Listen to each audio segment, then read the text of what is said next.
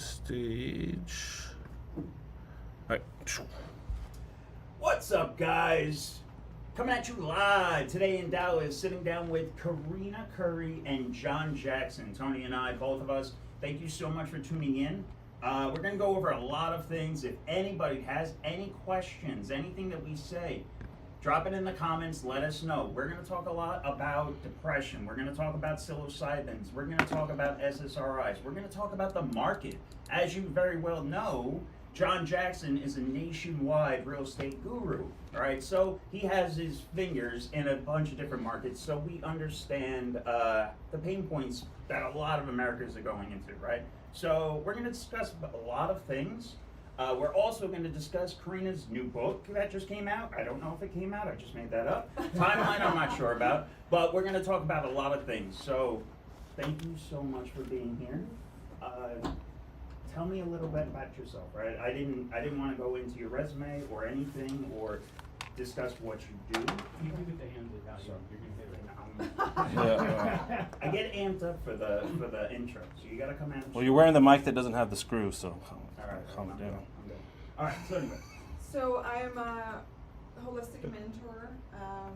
I went through a really hard divorce in 2013. Became really depressed. I didn't become depressed. Depression was a symptom, right, of all of the accumulated traumas throughout my life. And I noticed that in about 2013 is when basically everything came out. And my friends were really concerned at the time. I didn't know what I know now. They're like, you need to find help. And the only help I knew how to find was through a doctor, right? Because that was what I knew back then. So I went to a doctor, started getting medicated. Once you start taking an SSRI, they all have side effects. Every single medication has side effects.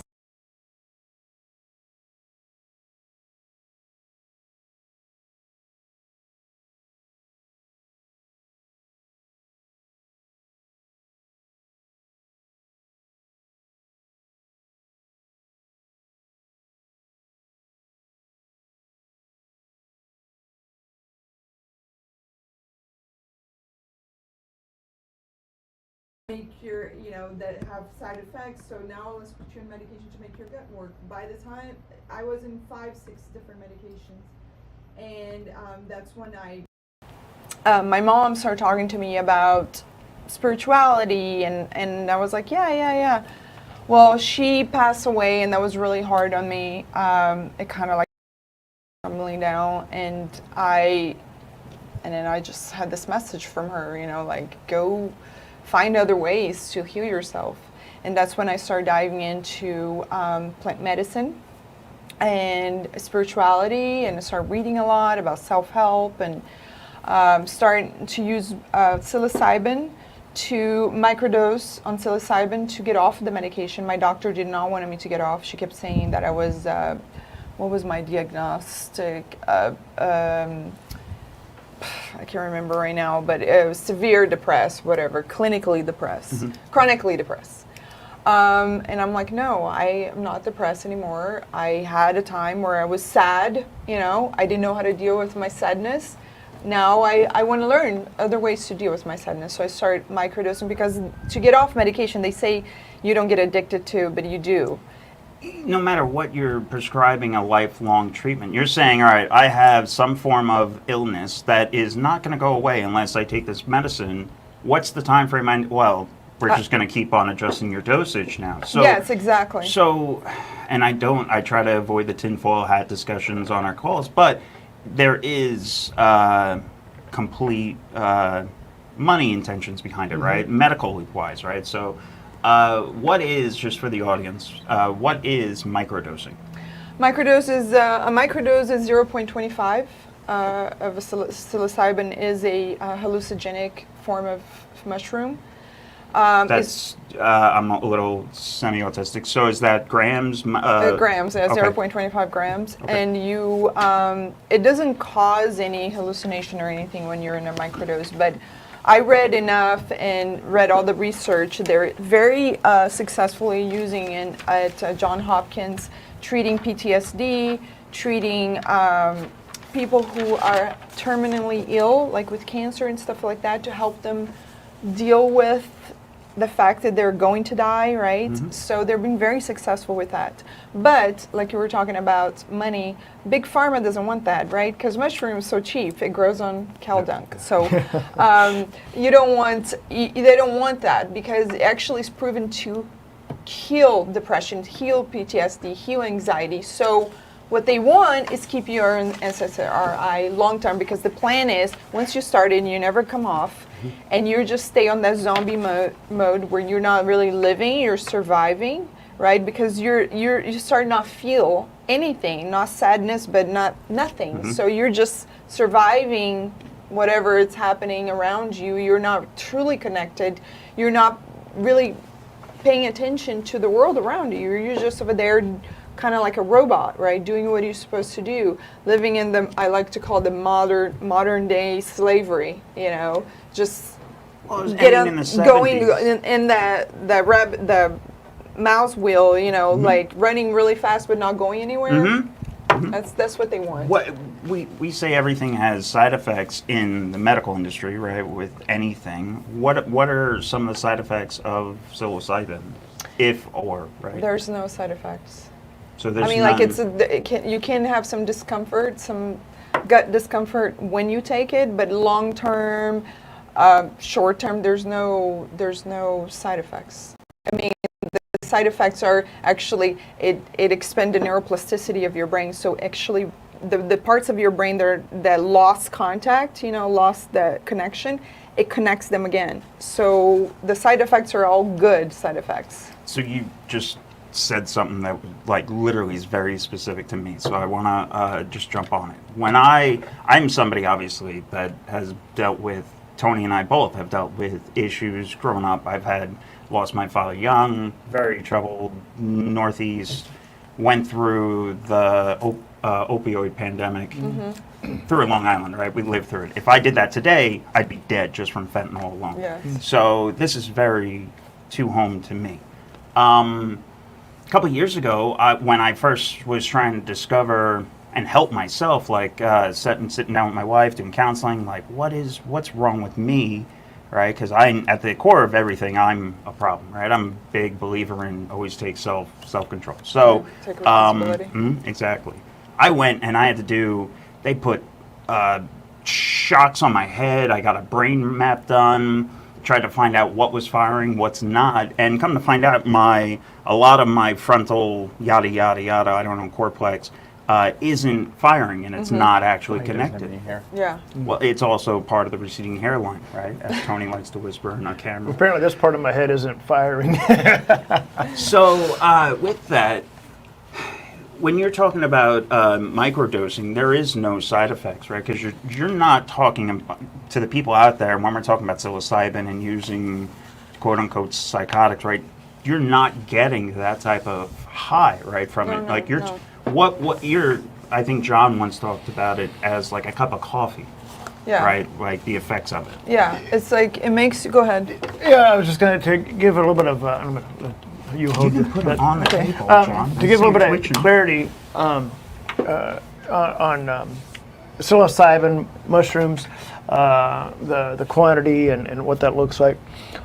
When most people think of mushrooms, they think as you take mushrooms and you go off to the mother alien ship or something, which you can, but that's normally 2 to 3 grams of psilocybin mushrooms.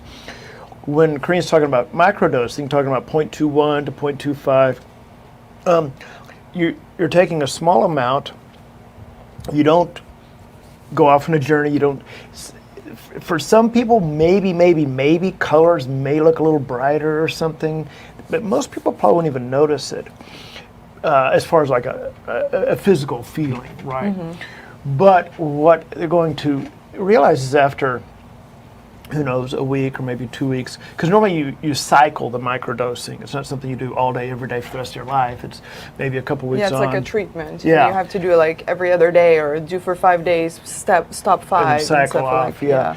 But what you'll find is that most people find that after they've done a cycle or two, that they're more, they may be more alert, more sharp. if they've had some depression, they may see that that's receding, that they haven't. Oh wow, I didn't realize I haven't thought about it. I'm not really depressed. But like Karina said, it works with neuroplasticity in the brain,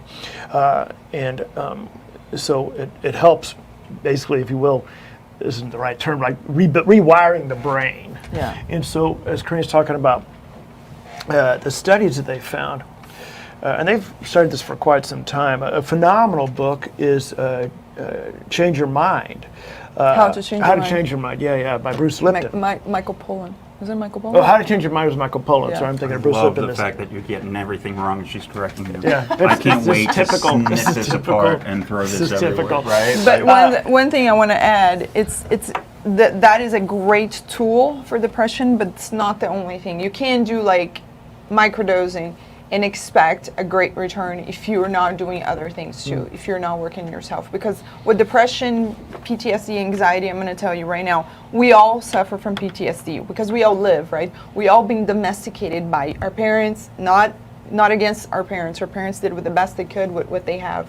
But we've been pushed. Religion, politics, education. Our system of education alone is not meant for people to be creative. It was done during the Industrial Revolution to create good workers, like people who say yes ma'am, no sir, and will do what they are told and don't ask any questions. So that we've been domesticated to live like this, right? So we've been domesticated by society, by our parents, by everything. So now you have all these memories in I call it that inner child, like your conscious mind. Let's use the analogy is a mother, and the subconscious is the child. The child hold all the memories from birth to now. All these memories come out every time you go through something in your life. So that all that is PTSD, right? From living alone. So you have to work on yourself. Depression, anxiety is your body telling you something's out of alignment. Something's not right here. Let's look into it. So it's like a warning system for you, right? So it's important to use those tools, but also do other tools, meditation, holistic therapy, all kinds of things to work on yourself, to align yourself again with that tool, not that tool alone. I'm sorry, I didn't mean to. No, to- yeah, you're right. Yeah. You know, It's kind of like losing weight. You can, me personally, use this analogy. I used to be like 360 pounds and lost all this weight. And I just started going to the gym on Saturday. And I was like, oh man, this is going to be a while. Like, this is going to take me some time. But while I'm going to the gym, like, I have to consciously make the decision to keep getting up the next day, go. I went this morning at 6 a.m., right? Like, I was thinking to myself, like, oh, it'd be great to sleep in tomorrow, like, before you guys got here. No, I have to get up and go to the gym, right? Like, and that's, people don't realize that the brain has to be worked very similar Yes. to other muscles. Yes. And consciously making the choice of not being sad, of finding better things, right? Getting up and I mean... And small steps, right? Yes, The power baby of a small steps. baby steps. Because if you do it's scientifically proven, if you do it, like if you go to the gym and you work out really hard, you're so sore the next day you're not going to go. Yep. So you have to do like, okay, I'm going to go for 10 minutes. Same thing with meditation. Start it small. Every day, take time to look inside, take inventory. What's going on with me? Learn to talk to yourself. Ask questions, because there's parts of you, right? There's a system of psychology called internal family systems, and they're talking about there's parts of you, they're constantly talking to you. Is that when you go do something, is that fear? Oh, but what if it doesn't work out? This is a part of you that's trying to keep you safe, right? Is the ego. Like, the ego is always trying to keep you safe because it doesn't want to die. So you have to learn to work let go of the memories and work from inspiration. Let go of memories and work from inspiration. But it takes time, it takes effort, and it's like a constant, every day you have to work in yourself. Talk to yourself, ask yourself questions. What can I do today to make my day better? What's going on? Why am I questioning this decision I want to make? What is this coming from? Is it coming from my ego? You know what I mean? So it's like it's a constant. So it's like I've been on this journey for 5 years now. I have done psilocybin. I started with psilocybin. I've done ayahuasca. I've done bufo. Tons of meditation. Tons of holistic therapy. And everything has worked for me to be where I am today. I'm the happiest I've ever been. Has nothing to do with my relationships, with my kids, with my job. It has to do with myself, because now I know to look inward. None of these things, money, nothing is going to bring me happiness. Nothing is going to make me feel the way I feel today if I don't look inside every day and go, okay, how can we make this day, worth what can we do? Let's talk to each other, And also another thing that I think that really, one of the problems, well, there's so many problems that cause depression, One of the things they say, the food we eat, like full of, you can get me started. People, capitalism is great, and I'm not saying I'm a communist or a socialist. I believe in collectivism. Individualism has brought us here, right? It's all about produce, make money. We forgot the collective, right? And we used to live in a collective mode, and we were happy back then. But now it's like, you have your business, and you're doing so good. You got here with your own work and with your own sweat. That's not true. Nobody gets anywhere alone. There's a whole system that worked for you to be where you are. And we have to praise that collective system, and we have to learn to live more in a collective society, helping each other, because that's how we used to live. And now we're just so individualistic, It's just all about making more money and succeeding. So there's so many things that contribute to this really high number of people so disconnected, so depressed, so anxious. I think there was a study done somewhere in the last, since COVID, when, and it's something crazy, like we're living at, suicide rates are they've never been this high before, is what I'm getting at, right? But it's like a staggering increase, a couple 100% increase of suicides. And I just think that just goes to show that, I don't know, either people are afraid to address. They're disconnected. Right? They're disconnected, and it's just easier for them to check out. Yeah. And just, whatever, drive off the cliff, Everybody's so stuck looking down, right? Stuck looking at their phones only. They're not actually doing the personal relationship, right? They're only stuck on the Facebook and then doing social media interactions. It's breaking in a lot of, and it's also, again, just to drive back to our topic at hand, it's driving down to children. We're seeing in America right now SSRIs being prescribed to children as young as fact checkers 12? can fact me. I thought it was 8. I thought there was a single digit there, younger, but I know it's down low, right? So I'm a big believer in, you always have to figure out where the problem is, right? Unless you don't just fix the dam, right? Fix upstream.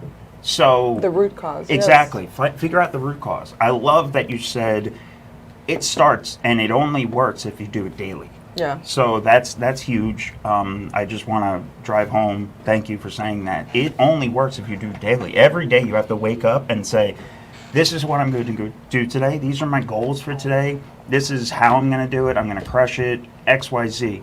If I start slacking on that, where I'm like, oh, I'm going to take a Sunday off, even if it's having a wake up and have an organized moment in the morning to yourself and say, what do I have to be grateful for? And it doesn't have to be in the window where you're talking to yourself. Yes. You can be shitting and just think about it, right? Like, everybody tries to make a big deal and make excuses for not doing it, and that's what's going to lead them down to failure, right? Just making that excuse. But just putting your thoughts in a row. Yes. Writing them down in a note, texting them yourself, whatever you want to do, write them down in a notebook, right? This thing doesn't leave my side. Just have some form of accountability on yourself, because there's nobody else that's going to change you. You have to change yourself, right? Exactly. But you need community help too. You Yeah, need your yeah, wife, your kids. I mean, you need to involve people too, because you can't. It's not good to, we're just talking about individualistic, right? We need to learn to live in a community again. Ask help, right? Let's do it together. Let's do it as a family. Let's not eat fast food. Let's make this time to cook a meal at home that's healthy, and let's talk to each other. You start making an effort. Do a daily gratitude journal. Every day, write 3 things you're grateful for. It can be, because if you have what you need, right? You have a lot to be grateful for. I have food on my table today.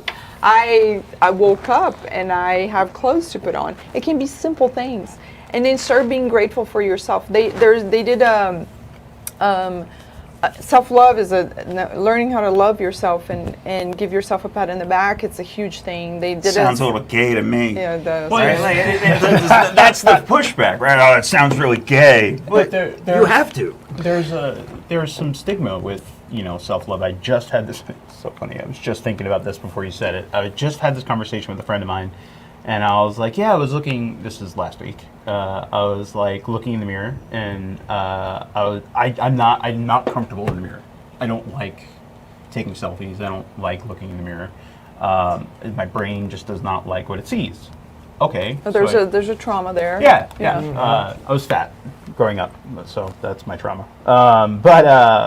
But the other day just something. That was not your trauma. That was what people did to you and said to you. That was the trauma. It was like Wednesday or Thursday, and I looked in the mirror, and I was like, I really look good. Like, I cut off like a whole other person, and I was like really impressed in my head, and it was the first time in a long, probably ever, that I was like, I look good. All right, let's go to the gym. So then Friday, I bought my membership. Saturday I went, and then I went again this morning, and I told my friend, I was like, this is like the first time I like gave myself praise for how far I've come in this journey. I was like, oh, it's terrible. Why did I do that? But then it's like that little bit of self-love. Made a huge difference. Yeah, but it's weird. It has this, there's a stigma to like. Yeah. Right? Like almost like I'm like I like cocky and confident, yes, right? yes. There's a difference but between there's a huge difference. Cockiness is you're telling everybody else how good you are, right? But self-love is appreciating yourself. And give yourself a pat on the back for the huge jump you did. Yeah. Like you lost weight, you thought, okay, I need to take a hold of this because it's not about the way you look. Yeah. It's about your health, right? Yeah. You want to live a healthy life. You don't want to become like an older man who's heavy with diabetes, heart diseases, and all this stuff, and become a burden, right, to society and to everybody else. And just because I lost the weight doesn't mean I don't have to go to the gym. Yes. And it's a constant. just because I'm going to the gym doesn't mean I can go eat McDonald's, right? Yes. Like it's all it is. It's a every lifestyle single change. day, every Yes. day. And then the other thing I wanted to comment on was, I didn't realize this until, so I've been sober for about 5.5 years now. And a friend of mine said, every day that you wake up, just make your bed. The first thing you do is get out of bed. Second thing you do is make your bed. And I've done that for like the last 5.5 years. Just get out of bed most days and then make my bed. It's like the first thing I do is I neaten my bed and I make my bed. And that's just my repetition over and over and over. And I think that goes a long way with what you were saying with like the daily journaling and things like that, just constantly making that small decision to be better. Can I add another one that Sure. you should do? Absolutely. What hand do you brush your teeth with? My right hand? Try to brush your teeth with your left hand and look yourself in the mirror and say, I love you every day. That's uncomfortable. Come on, you can do it. You lost how many pounds? 190. Wow. You almost 200 pounds, and you can't say I love you to the mirror when nobody's looking. There's a phenomenal Dr. Gabor Mate. If you've never looked him up, he has some great books, phenomenal videos on YouTube. Tim Ferriss interviewed him before. It was a phenomenal interview about addiction and self-love. But Gabor Mate really has really focused his work on self-love and addiction, and he talks about how so many of our issues that we have that we tell ourselves are due to trauma from when we were a child. And people think of trauma as, your uncle raped you or something. Well, it doesn't have to be anything like that. It could literally be something like you were at the mall when you were a kid and you got lost and you thought your mom had left and you were freaking out or whatever. Or in my case, it's like where My mom was doing homework with me. I was 7 years old. I have just started first grade or something, and she was doing math work. I can't remember how old. I was 7 or 8. She was doing math work, and she's like, okay, going through the problem, right? Johnny has 3 apples, and Karen has 2. How many do they have together? And I'm like, being a little kid, could not focus. Guessing, right? 4. You're so stupid. That stuck with me until I wrote this book. I used to think that I was stupid. Like when I started writing this book, I'm like, I can't write a book. I'm stupid, you know. And this was such a great release of limiting beliefs for me. I'm like, yeah, I can write a book. I'm smart, you know, I can do it. But I'm not saying she was a bad person for it. She knew. Her parents probably called her stupid too, you know. But that left a mark on me for 40 years. It's so difficult as a parent because we always push our own insecurities or onto it. So there's so many times with me and Lucia where we have to take each other in and out. Like, I know you're like, all right, you're at your limit. Obviously, let me step in, and I have some room on my anxiety bar to build up, and before I can push the limit. So it's so fucking hard, and it's scary that the little things that we do have long-lasting effects on people.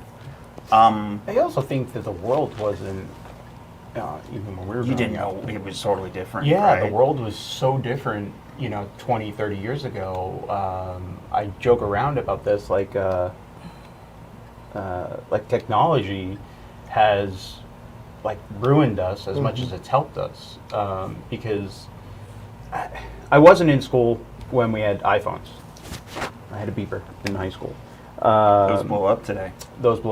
But no, I didn't have a smartphone. So then I get out of high school, and my dad, like Nick said, was 17, Nick was 12 or whatever, when our dad passed away. And so at 17, I was just moving through life at this insane speed.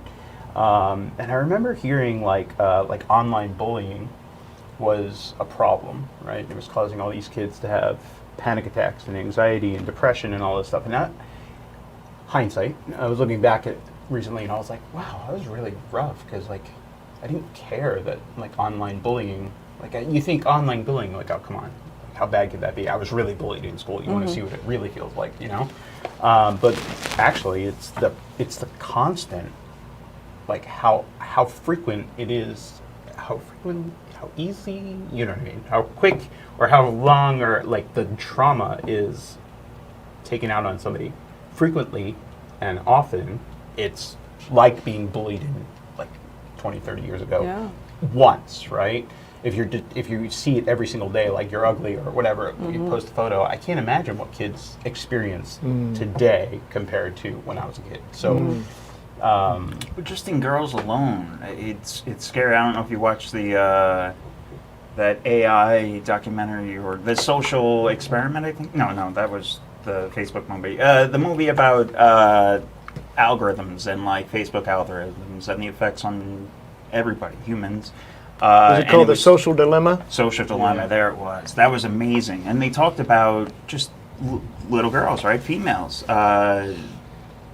Stats, it's going through the roof for young girls having depression, suicide rates, because they're constantly, back in our day, it was Victoria's Secret, right? And what you could compare yourself to. Now it's everywhere, where little girls are constantly trying to get likes, right? Trying to get thumbs up. If they don't get 5 thumbs up, little girls, we get upset if we don't get a certain amount of likes on a video. Hey, don't. We're live right now. Smash that like button and subscribe. But it's funny how it's you said The Social Dilemma, but also that was the name of the movie. But the show that we all feel like we're living in right now, Matrix. The Matrix. Well, that too. No, but the other one where. You get your social credit score. What was that? Where you had to get social, which they're coming out now with social credit. Yes, and what? Black Mirror? Yes, Black Mirror. I would not have guessed that. And Way like to go, Tommy. she's like she can't drive the car because she doesn't have enough like social credit credits. score to like get a nicer rental car. Like it's wild. Really? Yeah, Yeah, yeah. the It's, Black it's Mirror. it's very We should watch that. very tonight. It's traumatic because when you think of life and you wake up every day and I find myself trying to do this, be a nicer driver because none of us are as mean as you could be as if you're like got road rage. So just like letting people go and like just trying not to want to kill somebody on the road is pretty important. So I think being a better driver is my little way of like making small changes. But yeah, I mean, even trying to be nicer online, I think is something that everyone needs to be doing. But know. it's that collective, collaborative, we're Yes. all trying to be better. Yes. And that's when we need to bring awareness to the collectivism. We need to work together. And if you start making your part, you know, then like I do that on my comments. There's some people over there that can be very hateful, you know. Yeah. And I was running for, I'm also a flight attendant, and I was running for the president of my union. And I was so stressful. John was like, it was horrible. it was horrible. Like what people were saying. They didn't even, They didn't even know her. me. Didn't know her from a hole in the wall, and And- just talking absolute shit about her, and they don't even know her. Why? Because she was running for president of the union to try to help the flight attendants. Yeah. But the And other- flight attendants were like turning against me, and I'm Like like, I've never seen such hate. uncalled for hatred. Yeah. A lot of that is like projecting too. Oh, yeah. Oh my God, it This- boils my blood. One of the girls, this is so funny. She's like, is it me, or she kind of reminds you of one of the Kardashians? And I'm like, I don't know if I take this as a compliment or I wish I looked like a Kardashian. I don't look like a Kardashian, but I'm like, okay, but what that said was like, are you listening to what I'm like? They don't even listen to what you're saying. They're just looking at your, you know, trying to guess what you are by the way you look, which is not who I am. This is an identity, right? Another thing that it's huge on is when you have in the press, because you're taking on this identity that's not really who you are, right? And so you have to, like, a lot of people that do like heavy therapy, they counsel you to take on another name, a different name. Like I took on a Native American name because I really relate to Native Americans. You know, only take from the land what you need. All kinds. I love their way of thinking, but and living. But I took on a Native American just to let go of this identity of Karina, because that's not who I am. It's just an identity. You know, who I am is like I am an infinite soul that came here to experience life. But we forget that, and that's why we get so caught on in this material world, and that's why how we get depressed, because we forget what we came here for, and this is just an experience, you know. So you mentioned earlier one of the steps to getting better, if you will, was, you just said holistic therapy. What does that entail? What is that? Well, like I worked with a holistic coach. Like normally they're like coaches who work on the plant medicine world, right? And they are like very connected to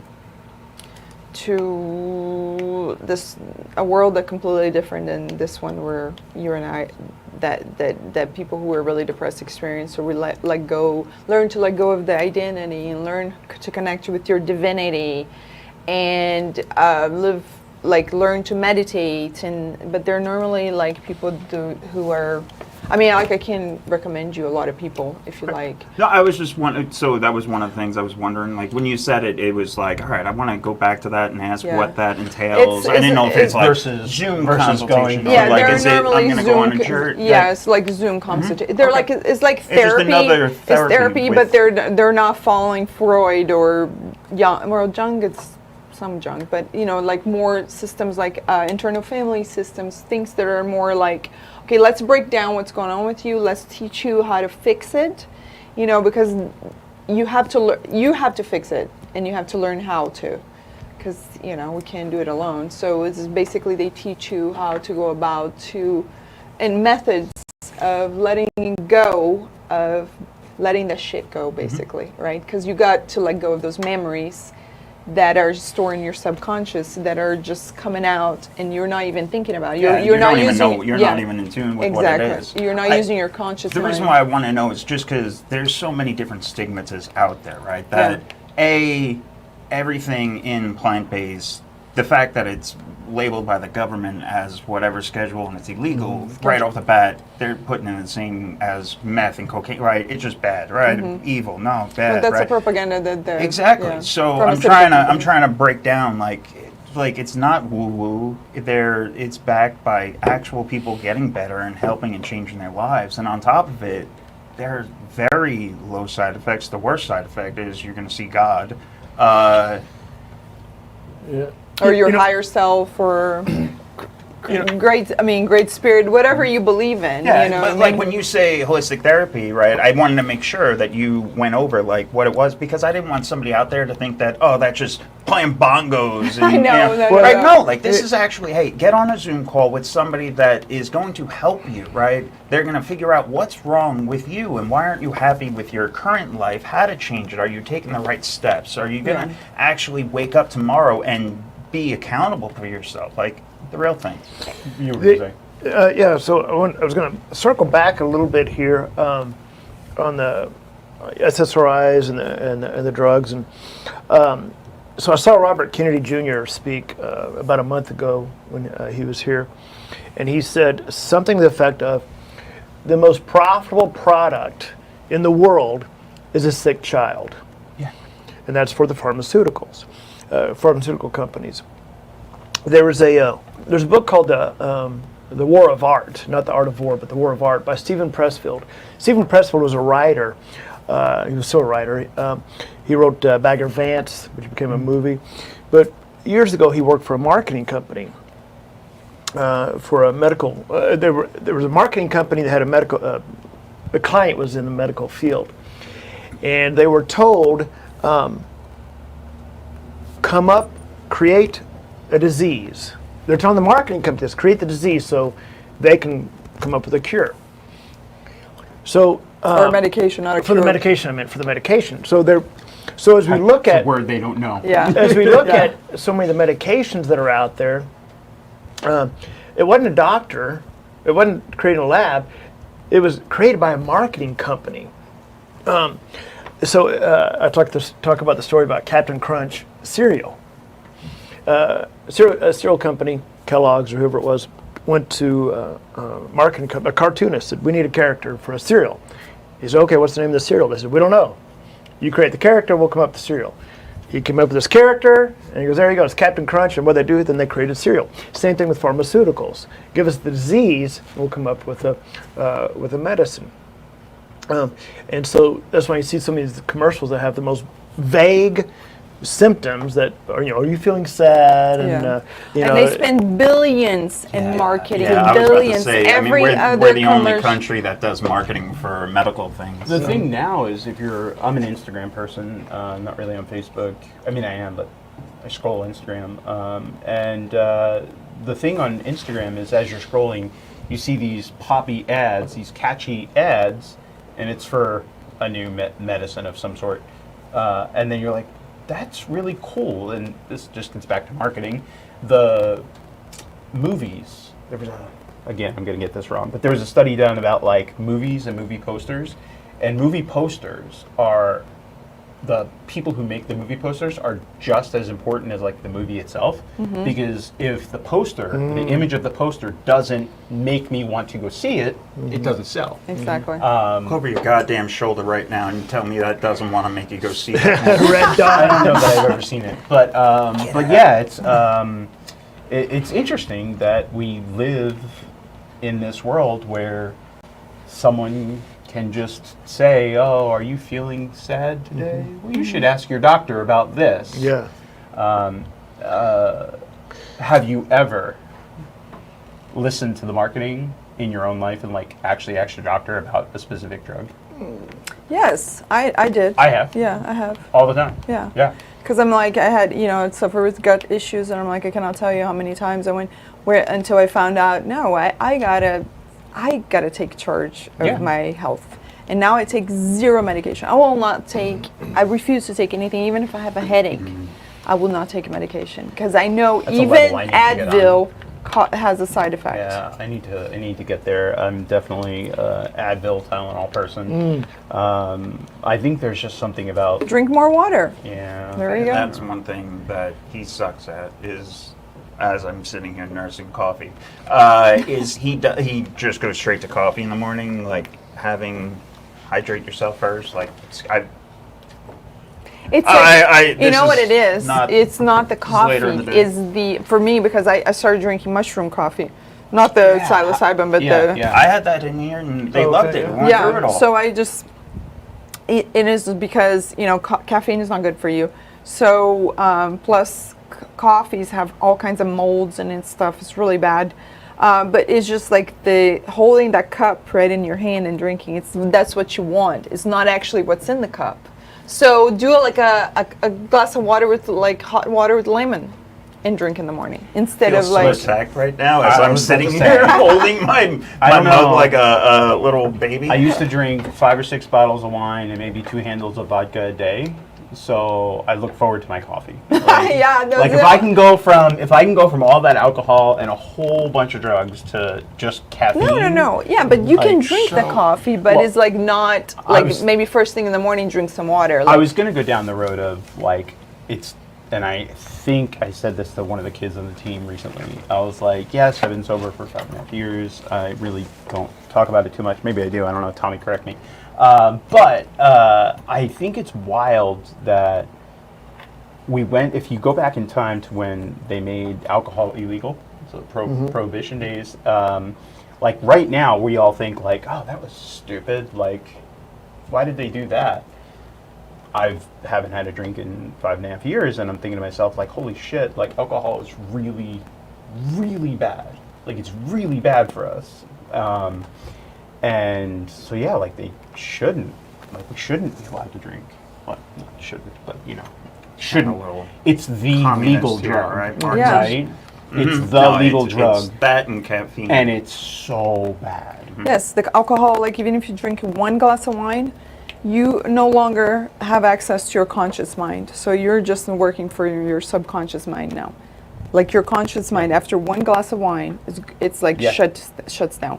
Plus, it's ethanol. It's a form of ethanol. It kills all bacteria. Your gut bacteria is the most important bacteria you have in your body. You need that for your whole system to work. So now you're killing your good bacteria, which, by the way, you get it when you go to your birth canal. So you had to have you have it since you're born. Now you don't have it anymore. So you can't rebuild that. You have to do specific things to rebuild that gut bacteria. And taking, they like to market, what is it called? Probiotics. Probiotics. Yeah, probiotics It and doesn't build back up. Live. It has to be like live culture, like all kinds of things. But so you're like damaging your body so much, and then people wonder why, there's so many sick people. Plus, what it does to your psychic, Yes. they call spirits, and I'm like, I know you don't like what you're saying about woo woo, but I like my world. I take everything, a little bit of everything. It's called spirits because it opens portals into your world. They're not good. If you don't believe that, that's fine. I do believe that these portals, also happen when you drink alcohol. I mean, you absolutely, the second you drink, right, it lowers your Cognitive. Yeah, right, to where then I would socialize more, and Inhibition. Well, Yeah. it kills your inhibition. So you feel like, oh, I can dance and I'm not ashamed, right? Yeah, I cannot believe, I think about it all the time, how much I used to drink, and I look at a drink now and I'll be like, I could never take a sip of that. That's how John is. How John is is, it? yeah. So That I was it. wanted to actually get John involved in that. So bring up real quick your history, if you will, because aren't you also sober? Well, I drank for years, and then as I was trying to stop, on my own, I remember going to a psychiatrist, and because as you're trying to stop, you're going through this, there's depression that comes along and all that, and anxiety, and Well, you talk about a drug dealer, a psychiatrist. Because psychiatrists, if you've never been, most of them, maybe not all of them, it's a 30-minute meeting, and within 10 minutes, they're writing a prescription. And the next time you see them, first thing you ask, how's the medication doing? How's it doing? They're ready to write another prescription. Yes. Let's change it. Well, if you're going to the doctor and they're prescribing you drugs, they're dealers, not healers. Yeah, exactly. Yeah. So That's it's like that's a very valid. doctors are not healers anymore because there's no money in that, right? You have to spend a lot of time talk about life changes, like eating habit changes, all kinds of things that you have to dedicate a lot more time to that patient than they actually do, and is not cost effective. What cost effective for them is prescribing drugs and surgeries. So When since we're talking about anything here, when the second retreat where I did ayahuasca, I was given a download multiple times. It said, as I'm going on this journey, it said, when you were 12 years old, you had your appendix removed. Something in anesthesia latched onto you, made you an alcoholic. And it told me this over and over and over and over again. And then it showed me the face of a drug and alcohol counselor down in Houston that I would see on Zoom for trying to get my medical back. Anyway, I say it just because I've never met her in person, just on Zoom. But it showed me her face, as clear as I'm looking at you. It said, and it turned her face. It said Linda, and it showed me. It said on her left side she had a molar removed when she was younger. Something in anesthesia made her an alcoholic. So, well, I did have my appendix removed. I think I was 10, but then when it was showing me this, it was showing me there in the hospital room with the doctor. I mean, I could see it all exactly. And fast forward a little bit, a few days later, I emailed Linda, didn't tell her I did ayahuasca, but I said, hey, I had a weird dream about you. When you were younger, do you have a molar on your left side of your face, left side removed? Something where they had to knock you out, not gas, they had to knock you out. And she replied back, that's weird. Yeah, when I was younger, I had all my molars removed. So I say all that because you're talking about some people think this is woo-woo and all that. The point is that with plant medicine, not microdosing, but if you're going to go on a journey, the truth is there's a higher level, much higher level of intelligence out there. We're all connected. I believe that we're all connected, and it's just a matter of whether we're going to access that or not.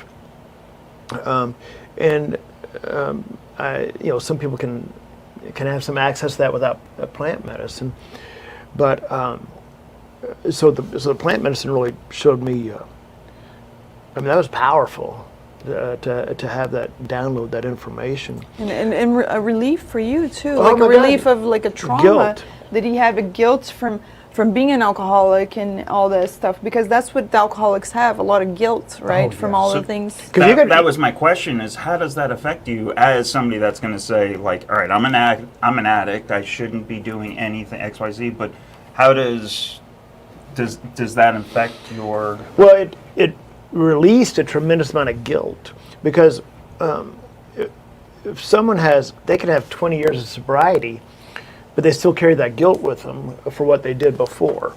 Even if they've made amends and everybody's forgiven them, it's almost like they feel like if they let go of that guilt, then that means they don't care. They don't feel sorrow.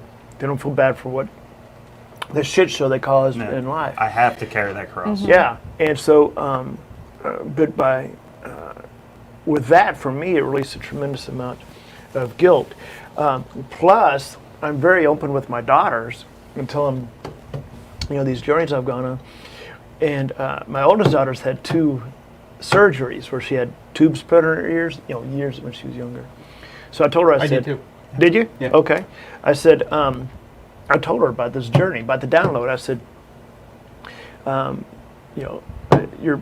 you got the genes, and you've had surgery twice when you were younger. So the gun's loaded, the hammer's pulled back. So Yeah, just but be aware of that. you shouldn't put the limiting belief on her head that she has the genes, because it's like now she's like, You put that pressure on and her, that part of Dad. the pressure on her, because it's like I don't believe that. I personally don't believe. I believe that they're just memories of things, and you have to get that book I told you, Zero Limits, from Joe Vitale. He talks about everything starts from zero and ends at zero. So you got to go back to zero, where you let go of those memories that are holding you back, those limiting beliefs. You're stupid. You're an alcoholic. You're this. You're that. None. You're zero. Stop taking on these identities that you're a perfect soul that came over here to experience everything. None of this is going to go on with you. Let go. Let go. Let's go back to zero. I think one of the interesting things for me, getting sober, being sober, whatever, I don't necessarily identify as sober. I just don't, and I just don't. I think is like normalizing, just letting go, and it doesn't matter. And not only that, like whatever happened yesterday doesn't matter for the most part.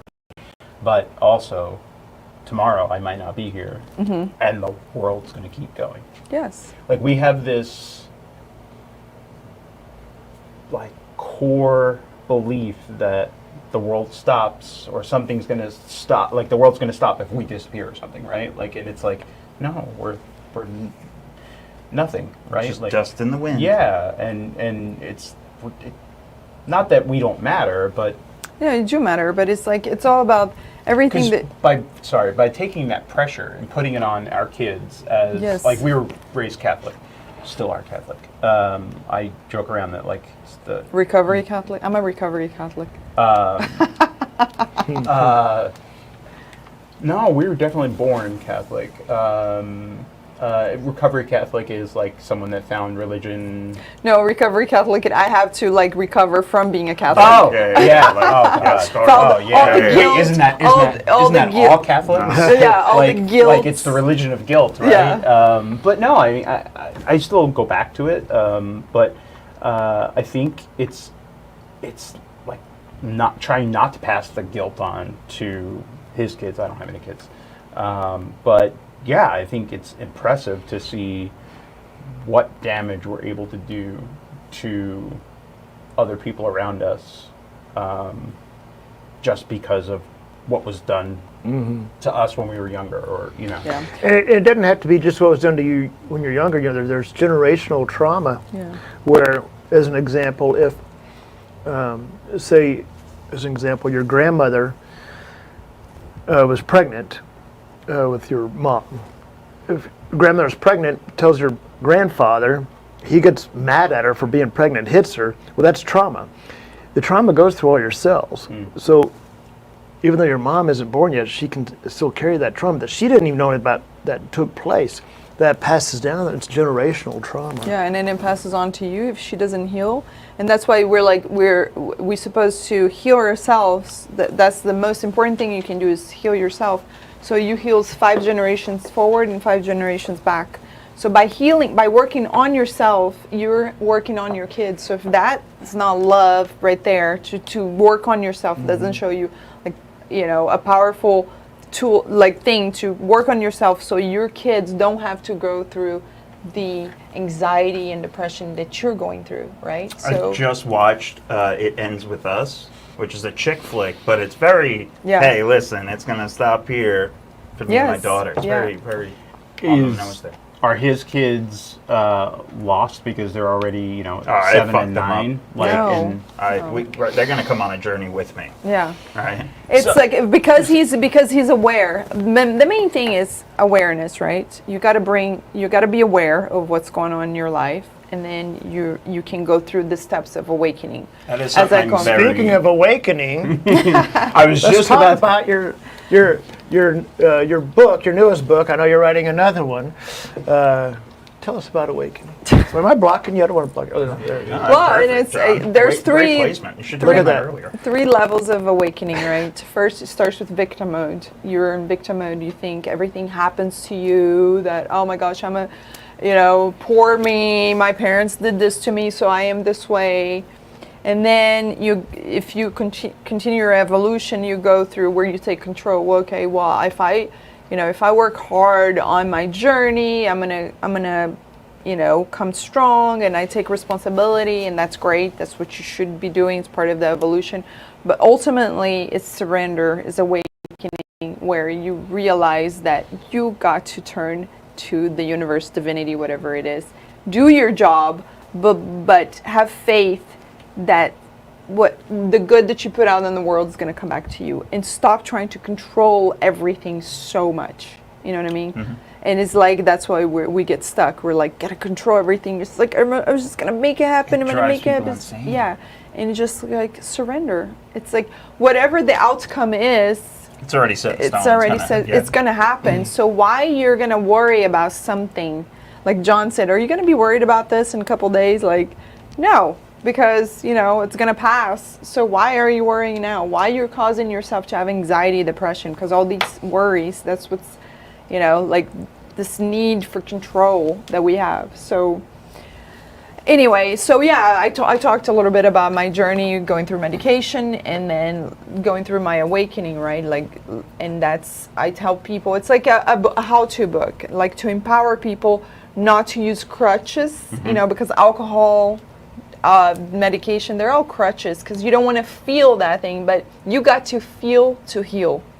You got to go through those feelings. It's painful, yes, but it's part of the journey. And then you just talk to the pain, learn to talk to the pain. It's like, learn to say, it's going to be okay. We're going to survive this. Talk to your ego, whatever you feel like you need to, the parts of yourself. There's in internal family systems, there's 3 parts. There's the firefighter. It's like when things going on, is like trying to put out the fires, right? So it's trying to, like, the part of you that wants to drink the drink, because then you're not gonna feel that pain. It's like, oh, drink so you don't feel, because it's trying to save you from that pain.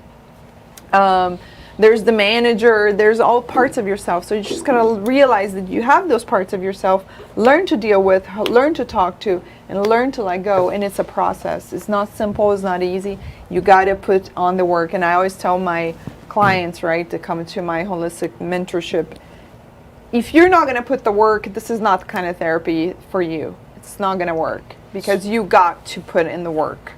So I wanna touch on your, what'd you call it? Holistic therapy. Therapy, right? So that's what you provide, right? Holistic mentorship. Okay, mentorship.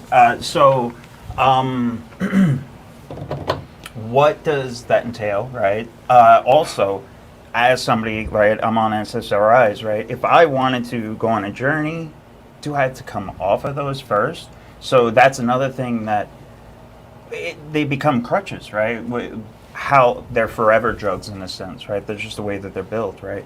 One of the big fears that people get stuck on is what happens if I come off, right? I know my godmother refused to quit smoking for decades, because one time when she first quit, when she was young, she had a nervous breakdown or something. She always related it to cigarettes. Mm-hmm. If I come off these, I'm gonna have another mental break. Yeah. So she literally smoked her entire life until she was finally old enough to realize that I don't need it. And then she came off, and she was great for years without it. So as a crutch, right? How do we get off pharmaceuticals, get more onto healthy living? How would one go, right? For anybody that's looking out there, anybody that's listening that is on SSRIs, right? Where do they begin? So it takes 21 days to change a habit. It's a habit, right? It takes 21 days. So I start with a 21-day process of changing the habit.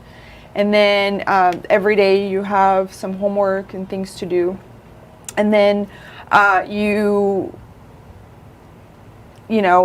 would advise you to try to get off, and it's not an easy process. I've done myself. I know it's not easy to get off the medication, because there is side effects when you're getting off the medication, right? There is mood swings, there is sadness, there's all kinds of things.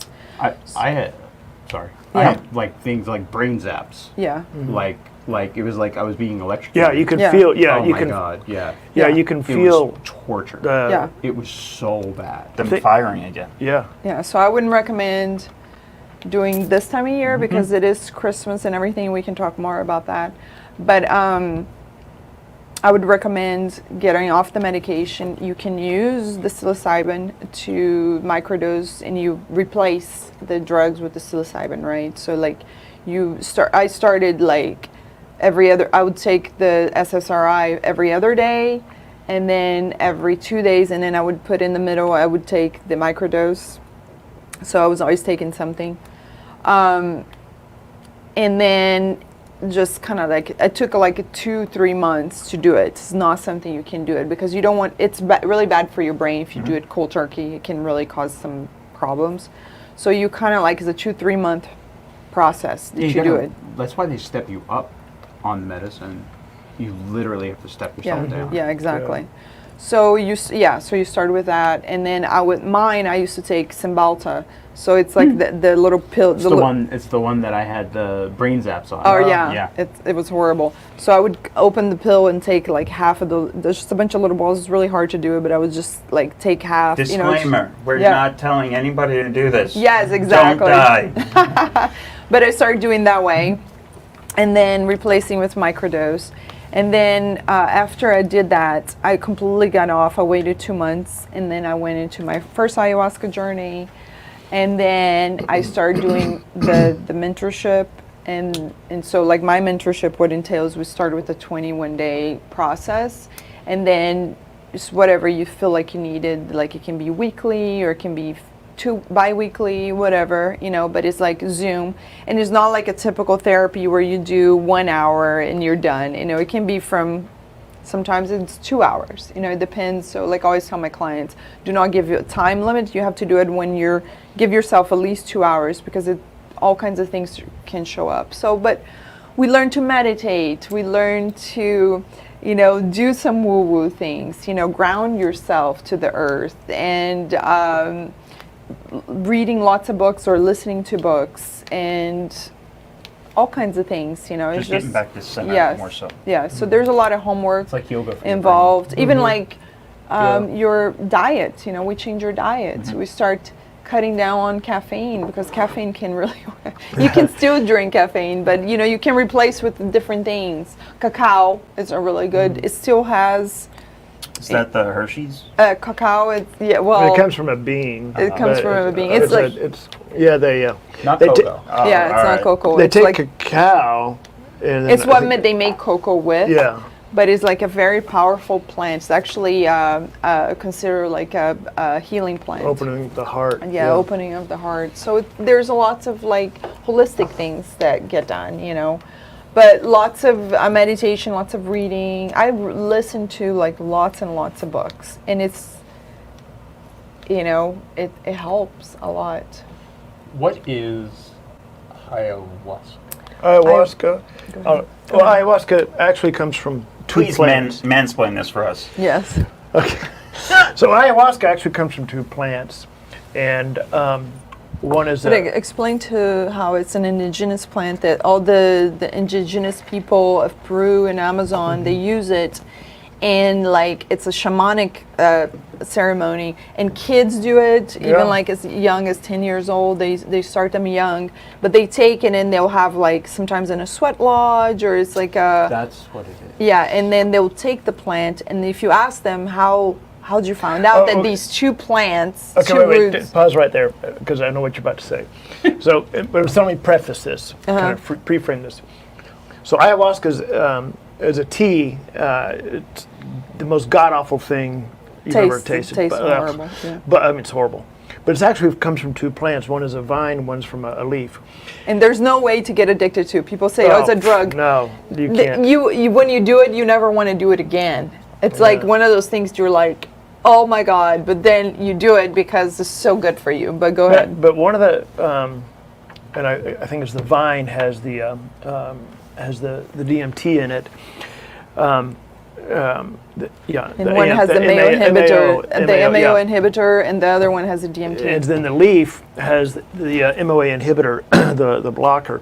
What happens is when you drink the ayahuasca. I'm so sorry. Can you say what is an MAO inhibitor? It's an enzyme on your stomach that blocks the root from working. So So they know yeah. that drinking those two together, you have to block those enzymes so that DMT can work on your brain. Because what happens if you just took the ayahuasca DMT. without the other plant, your body, the enzymes are going to block it, and it's not going to have any effect. So the natives, and this is what Karina was talking about, of all the tens of thousands and thousands of plants in the Amazon, They all look the same, kind of like, because they're both look the same. Like, how do you know to brew those two how do they and mix know them out of together? all these plants to take these two, so that because what it does, then it blocks those enzymes, so then the DMT can take effect.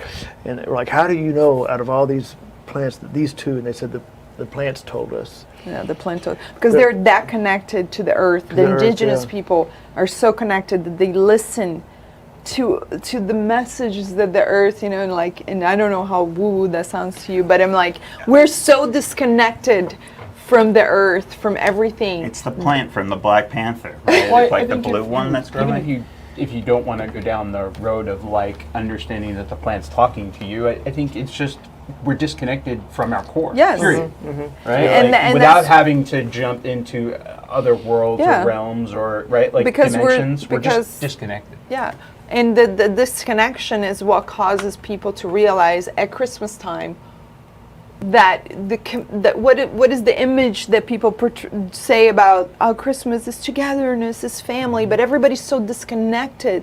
Then it comes to, that's when it hits them that we're supposed to live, our nature is to live in communities, to tribalism, work to right. tribal and connected, and that's why we do during the holidays, that call for connection comes to you, and then you realize that you're so disconnected, and it causes you even more sorrow and depression. And I really believe that's our disconnection that causes all that, at Christmas time. Can you guys walk me through, because I know you said it's horrible. I've heard stories of people spending the entire time throwing up into a bucket. Well, it's horrible, but it's wonderful. Let's So put it no, that way. that's my point, right? Yeah. So I want to break down. I want I to can't set. imagine. Well, it's I like- want to set a Throwing real up into image, a right? bucket. So Yeah. because I So- know Well, it's- people expel, and you're going to be throwing up. Yeah. But at the same time, you're throwing up for a reason. So walk me through what somebody might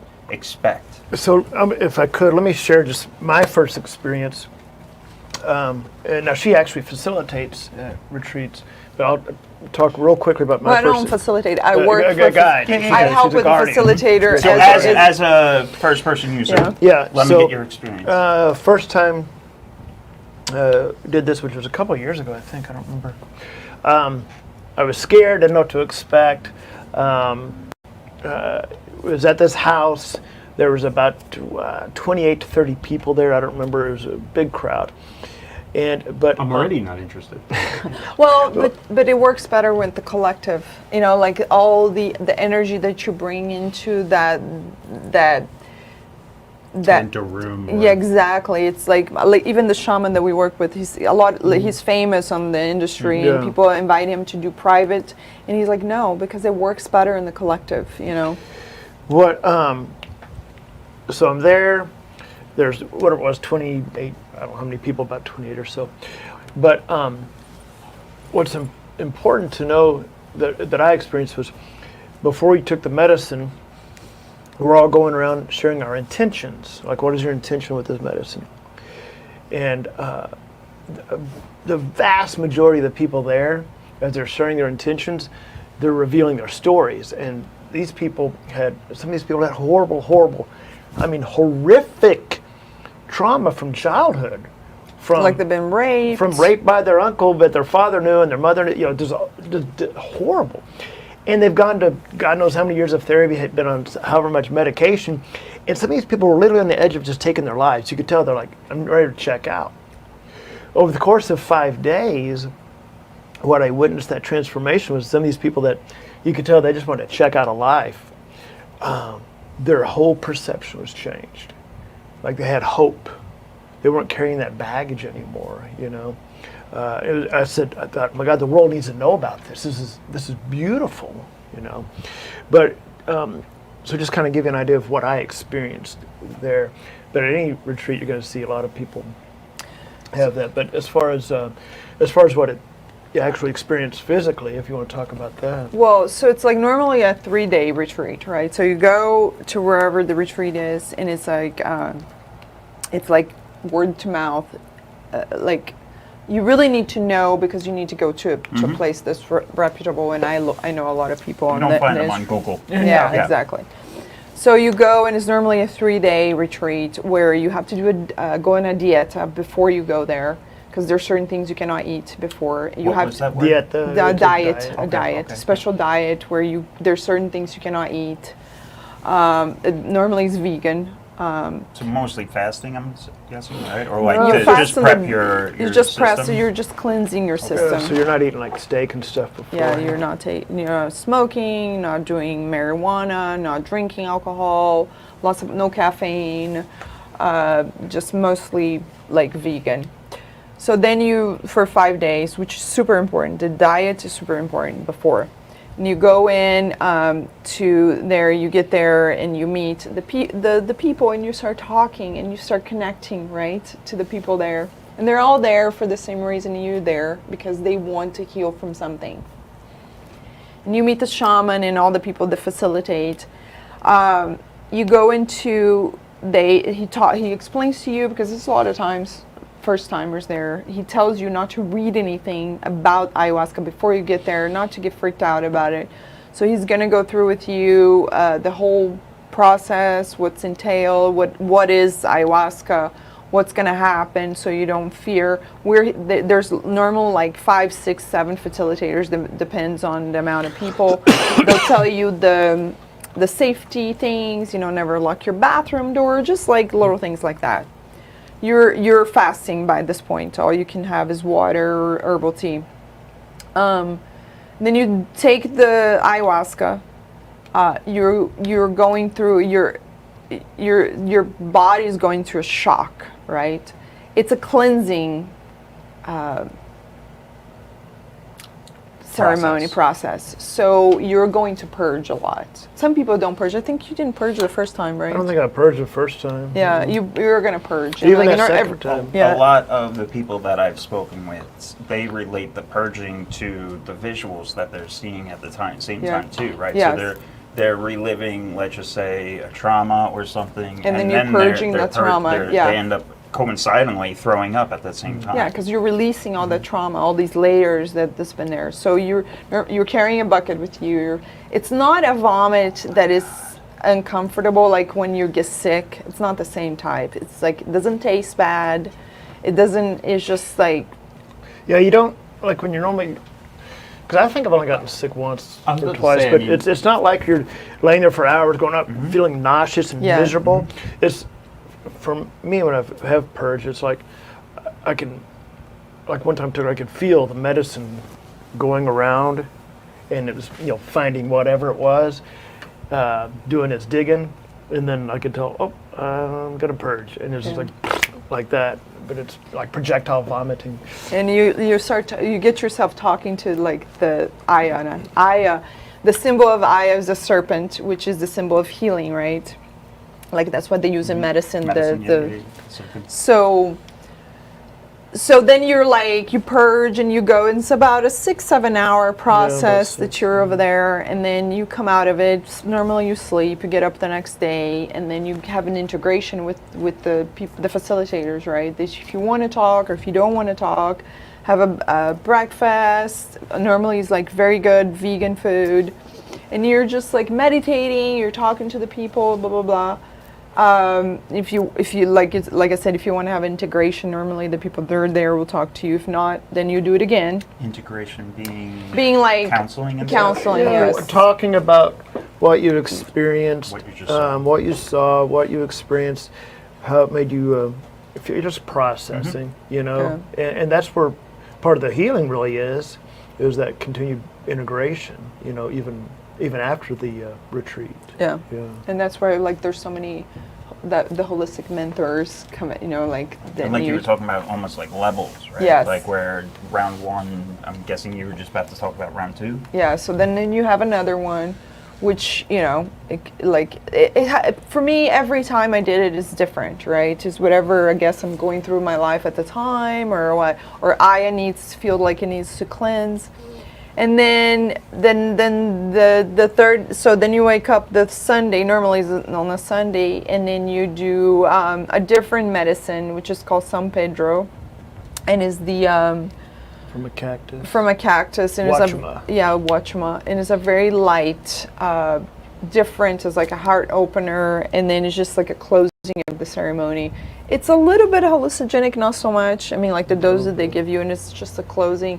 And then again, you do an integration, talk about it. They close the ceremony, and then you go home. And I never heard of anybody dying of it. I never seen anybody unhappy leaving a ayahuasca ceremony. Normally, people are either like, "Wow, you know, life changing," or sometimes they're like, "Well, you have to go without expectations, right? You have to go open to whatever inspiration you're gonna have there." For me, it's so, because just to go back to the root, what I originally was saying was like, for me, it's so enticing, whatever word we want to use, right? To me, it's so, I'm interested, right? And I want to learn so much about it because I obviously, the science, I was in medicine, right? They told me, they're the ones that saying that, like, hey, listen, on this chart, nothing's firing XYZ, right? Take this medicine and it'll help you cope. I want to fix it. I want to figure out how to reconnect and the process of it, what that entails. Is it even possible? So the fact that I know, because I've done research and you even mentioned it, right? Like it will reconnect some synapses and all yada yada yada, right? Somebody fact check me. The fact that it's possible really speaks. It is possible. That, I mean, I am living proof. I mean, John knows. When we first got married, he used to like I would spend a lot of time in bed. Like he would come and remember. Yeah, I don't think we were even married yet. But he would like be so worried about me. I would be worried about her because she was still on medication, and I didn't understand. I don't know if I realized at the time to what level of medication. I mean, everything was like trazodone or Cymbalta or something. There's a 2 or 3, whatever. But she would just she would get a little moody, but she would just depressed. She's taking antidepressants, but she's like acting like she's depressed, sleeping a lot. You know, no energy. Can't And I'm like, what's going on here? Yeah, I don't think we were even married yet. Yeah, but and then he would be like, I remember he would be checking on me, and it would make me feel uncomfortable because he's like checking on me, and I'm like, I should be doing something, but I don't feel like doing something, and it would upset me. It was like a constant. It's a vicious cycle. Yes, Yeah. and so once you realize that when you're in a depressed cycle, once somebody picks up on it and is like, oh, there's something wrong with him, like. That's it. Now all of a sudden it's just a spiral of, and you just keep getting further down the rabbit hole. Yeah. Versus, let me get up. Let me, Yeah. It takes. Let me go see sun. Yeah. Yeah, Exactly. Yeah. It's definitely challenging when you're the depressed person. It's really hard to. I don't know. It's really hard to. Articulate the words of. It's just a bad rabbit hole. That's Yeah, the only- it is. It's also difficult to be around, like, it's difficult to be the person that's suffering with that when other people don't realize or understand, Yeah. right? And it's Well, that's just, why you feel like get out of your funk. Like, I wish I could, right? Yeah. It's not as easy, or what's bothering me isn't somebody made my coffee wrong in the morning, right? It's not something I slept bad, right? It's at the end of the day, my soul feels tight at times, right? Yeah. Where I'm a tight spring, and anything can. I right? remember, Like, and I there's remember the always- feeling. And it's a horrible feeling. It's the disconnect that I'm telling you. It's scary to it's scary to look at what the disconnection is, because you're almost afraid that if you look at what's disconnected, you're just going to fall apart completely and never be able to put yourself back together. So let me just take this pill, right, whatever Yeah. it is, and I'll feel better. At least it'll just glue me back together for another day. Yeah. You know. Yeah. So And it takes a lot of courage yeah. for both to realize that there's a disconnection there and to wanting to change. So you have the awareness, right? You want to do something about it. So that's the first step. So I commend you for it. You will get there. You'll find the time when it's right, and you'll have this desire where you just like, I can't do this anymore. I can't live like this anymore. You know, and that's it. For me, it was years ago, right? When it was just figuring out what the hell was wrong, and then I'm still on a low dosage of Paxil is what my miracle drug is, but it's just a low dose. But it was something to like, oh, there's actually something wrong, right? Now I'm not going to go down a rabbit hole and start trying to point blame at something. Say, oh, I was from football growing up and XYZ. Like, I don't know what it is. Yeah. But now at least I know. But you know you're disconnected. There's a disconnect. There's something wrong, and that's the first step to realize that there is something there that's not aligned, and it's your soul with your body, right? They're not in alignment. So right now, how do we get into alignment? So we get off medication, and we start having, like, you know, there's a need to, you need to exercise. You need to get out in the sun. You need to go barefoot and walk on the grass. There is all these are scientific proof. Learn to meditate. Like, there's so many quick 5-minute meditations on YouTube that you can do it. First thing in the morning, instead of looking at your phone, I'm going to start with a meditation. Just breathe it, yeah. Yeah, take 3 deep breaths. Gratitude because one more day I'm alive, you know, and it's not going to be overnight. It takes 30 days for you to notice something. It takes 21 days to change a habit, and it takes 30 days for you to notice something if you're doing religiously. So you know what I mean? It's not, and people just want to like, oh, I've been doing it for a week and it's nothing. I'm like, yeah, you need to do it for at least 30 days for you to even notice a little bit.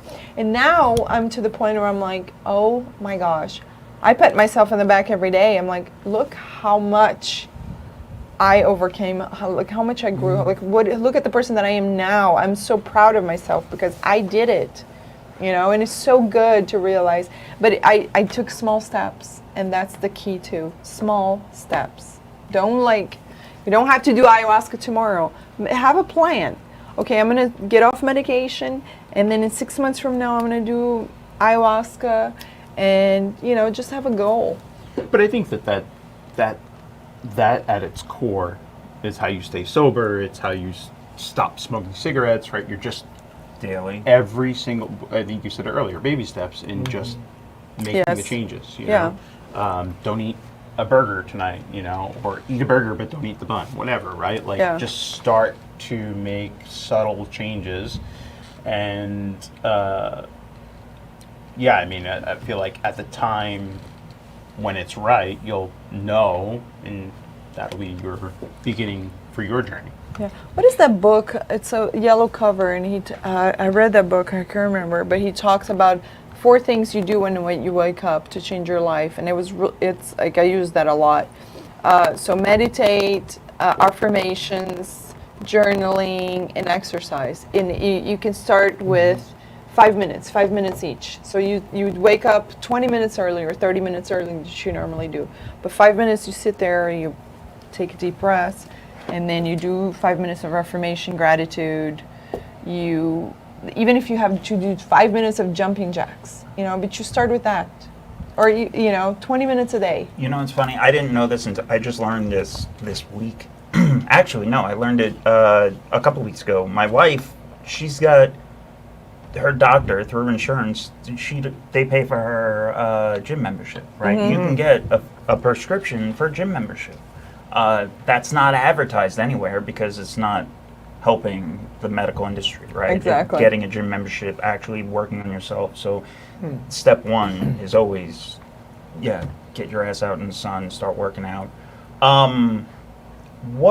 So I want to, Tommy, I don't know if we have any questions. I see a bunch over there. I can't read shit. Comments? Yeah, we got a bunch of comments. But I want to touch on one thing. Talked about it before we started filming. me and Lucia sat down. We had a long discussion a couple weeks ago, and we were just listing friends and family throughout the country that we know currently that are getting divorced, right? I know at least 12 couples that are getting divorced right now. So as a married couple, in real estate, in the market, in today's market, everybody's struggling to live. You can't go and spend $100 at the food store anymore, right? Like, it's getting tough. So how do you stay connected to each other, right? How do you weather the storm? Real estate, I know you're not married, but at the same time, you got to stay sane through these. To my business, apparently. I wanna touch on that And topic, right? Who says I'm sane? No, but right, like. Well, I think what's helped us tremendously is our own journey that we've gone through, because we've gone down this journey together over the last 4 or so years. Just having gone on this journey together. And when I say journey, I don't just mean, plant medicine. I mean, but as you go down that journey and do the plant medicine and you do the work, you start learning more about yourself.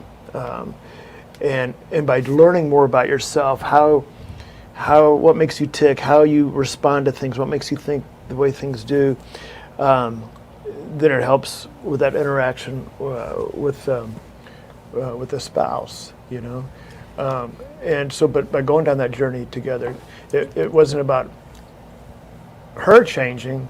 I told her this a few weeks ago, is I realized that she is the work I have to do on me. Meaning, it's not about her changing. I mean, she's wonderful, but if something irritates me, gets to me, whatever, it's not about her. It's about, that's the work I have to do on me. Exactly. So when things that you see on others, and that can be in your relationship or anybody, that you see on other people that irritate you or make you angry or anything, it is something that actually is inside of you that you need to work on. So it's never about the other person, it's always about you. So take full responsibility for everything in your life. And then with relationships, it's super important to, yes, find commonality, right? Find things that you can do together. Even if it's like things with the kids, or like I said, once a week, let's make a date night where we cook a really healthy meal. Like, let's start once a week. And we make a date, we put on the calendar. This is like, I'm gonna go grocery shopping, you're going to come up with a recipe, but find things you can do together that are not involved watching a movie, but actually that you can speak to each other and talk to each other, or make an appointment to have like a 1-hour conversation. One thing that, one exercise that's really good for couples when they're struggling, it's for you stand with the back, you're not looking at each other, so back to back. And for 5 minutes, you have to listen to that person say whatever she has to say. And then you cannot interrupt her, and you just have to let her say. And then she has to let you say 5 minutes, it's a really good exercise. I don't have to repeat or take No, notes it's of about anything? whatever you want to say to her, and she cannot criticize you or say anything. She just has to listen. And then she, for 5 minutes, say, and then you let go. It's out to the universe, and now it's gone.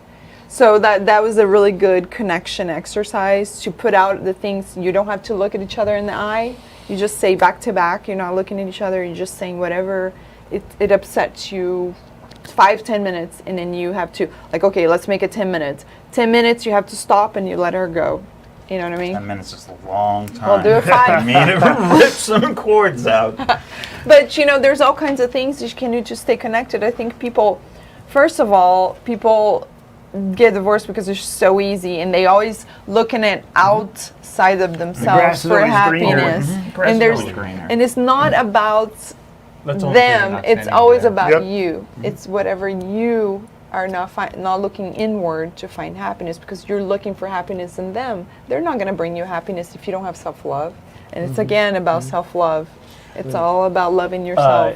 You can't love anybody else if you don't love yourself. I just listened to Tucker Carlson say to whatever episode it was, but he said him and his wife I was on the one from the Sean, that other podcast. Sean Ryan. Yeah, Sean Ryan's podcast. And he said he came from a broken home, so his mom left when he was younger, when he was a kid. And so when he got married to his wife, it was like divorce was not an option. It was an absolute, I'm not going there. So we're never going to get divorced. And I was chuckling because I was like, oh, it's a pretty good like baseline. Like, oh, well, I'm going to get married to this person. We're just never going to get divorced. It sounds pretty easy, but not really, because it means you literally have to put up with one another and like work through it together. I mean, it sounds cliche, right? Divorce is easy, marriage is hard, but it's true. It's so easy to just give up on one another. But that's the agreement that you're making when you get married, right? Like when I said my vows to Lucy, is like, hey, thick or thin, it's us versus the world, right? I know we're gonna have kids eventually, and I'm gonna have to fight them when they're getting older, and they're gonna do those shits, and things are gonna happen. But at the end of the day, our problems is me and her versus the world, right? And that's the only way that we're gonna survive. It's tough. Especially in the entrepreneurial world, right? It gets tough when things get hard. That relationship, forgetting what it was all about in the beginning, is a big thing. So it's fucking doing date night, like those things get you back to center. As a couple, you need to find ways to do it. I love that it can be as simple as once a week scheduling an hour and such. Yeah. Fuck, man, people try to make it up to, oh, I need to go on vacation, I need to do this, I need to do that. Like, you don't. Because they're always they're always looking for outward things to bring happiness. Oh, if I go on vacation, everything will be. No, you have to like find each other again. Find the commonality. Let's talk about what's going on in your life. What's been bothering you, and let me tell you what's been bothering me. Let's talk. A lot of it's being comfortable even hearing yourself say it, right? So whatever is going on in your head, it's dangerous to say sometimes, right? Or you think in your head that it's dangerous to say to your spouse, right? And it's like, no, you just need to vent. Yeah. You just have to let it out, and it doesn't mean that you hate the other person, but you also have to listen to what the other person is saying. I think the greatest thing I found in John is like, it doesn't matter what happens in our relationship, like what do I do? And sometimes, like we all do things that we're not proud of. I'm like, one thing that I learned from John, that he never judges me, So he taught me not to judge him. So like, start with yourself, that what you want from that person. Start doing with you because then now it's like so we have that relationship where he taught me that I can be myself, and then he needs to be able to be himself too. So he taught me that, and it's important, I think, like, because he never raised his voice. It never gives me room to raise my voice, because I'm like, well, he doesn't raise his voice with me. Why should I raise? So like, you learn from each other. So be the person you want your wife to be with you. I think that is and then like kids too, they learn from example. The main thing that kids are gonna learn from is watching you. So if you want your kids to be healthy, you be healthy. You want your kids to be fit, you be fit. You want your kids to be happy, you be happy. You learn to be happy, you know what I mean? So, and they're gonna be that, because they're gonna watch you do it. So if that right there, if it doesn't give you inspiration, because I know that the love from our children is if like... that does no, what she was saying is, if that doesn't give you inspiration, you're doomed, right? So yeah, I mean, because the love you feel for a child is a love that you don't feel for your spouse or for anybody else, from your parents. It's a love you cannot explain to somebody that doesn't have children, right? Am I wrong? So it's like, if I'm like, everything that I do now, it's because I want my children never to go through the hardships that I went through. I want them to have the happiness. I don't want them to be depressed. I don't want them to have bad relationships. So we have a great example of what a loving relationship should be, because now they're not going to accept anything less than. And it doesn't just start at work ethic, and it's literally the food you put into your body and Yes. everything. Questions? Are there any good comments, questions, or anything that we gotta hit? No, just one dude said that psilocybin cures PTSD. Yep. Yeah. Front. And then there's some guy hawking his. His own shit? Yeah. Ah, well, fuck him. Okay, Karina, where can people find you? Yeah. Karina.life. I put the link in the description. Yes, So if my anybody book. wants to get with Karina, please click the link, fill out her form, and reach out to her. Yes. If anybody wants to reach out to John, I know he does comedy on the weekends. Please reach out to him and get with his tailor. So, Yes. guys, I'm so thankful so much for you guys coming in today. yeah. This is actually I had Tony's like, you already had John in. I know, it was a ploy. I wanted to get Karina in first, right? So Well, thanks for getting the day because I'm like, I was like, oh my gosh, the schedule. no, he sucks at scheduling, right? Yeah. I even had to confirm twice. So thank you so much for coming Yes, out. of And guys, course. anybody wants to get with Karina, please reach out to her. Where can they find your book? On Amazon, any major. So it's on Amazon? Yeah. It's Oh, on yeah, it's on Amazon. Amazon, yeah. We're yeah. going to have to drop the if you link. can- I'll make sure to go back and put it in the description. Yes, and I'm writing another one about the individualistic society we're living on and how collectivism is the way to for our future, because the way we're living right now is not sustainable to the earth, to economically, spiritually, mentally. Everything that we're doing is, like we're talking about being doomed, right? We need to change the way we're living right now, or it's not going to be I sustainable. think we have to change the way that we think and perceive things too. Yes. Like one of the comments from a friend from high school when I put up this call was, I never thought I would expect this from you, right? And I'm like, why not? And it's just funny because he thinks of me being a right-wing extremist, and it's like, no, church and blah, blah. No, I'm very open to everything, and I ask questions about everything. That's what got me in so much trouble during COVID, was I just asked questions. So I always think there's another thing out there. And that's what you Or- should teach your children, to ask Yes, questions. always question Ask them everything. everything. Don't let society or education or religion or anybody or the government push things down your throat. It's like, 'cause basically we have a compass inside of us, and when you're like, we need to learn to trust ourselves a little more. When something doesn't feel right. What is it? Like I said, is the ego, is your inspiration? What is the sphere coming from? Let's talk about it. But sometimes, it's because there's a reason for it. So if you put ego aside, That's the hardest thing for people to do. So All right, we've got thank 2 you hours. so I got much, guys. pissed. Guys, if anybody needs them, click the link below. Get with Karina. Buy her book. Click the link. I'll put it in the description. If anybody needs, join the free Discord. This Thursday, coming up, we have our open office, REIF open office. It's October 17th, this Thursday. Following right up on Halloween, we have our second annual charity golf tournament. If anybody's interested, it's going to be a great fucking time. Keep crushing it, guys. Peace. peace.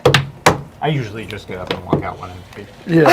I thought about it, I but don't I wait didn't want for to be him to rude. I saw you bouncing around. I'm like, When you're sitting all the way up this, blocking Karina,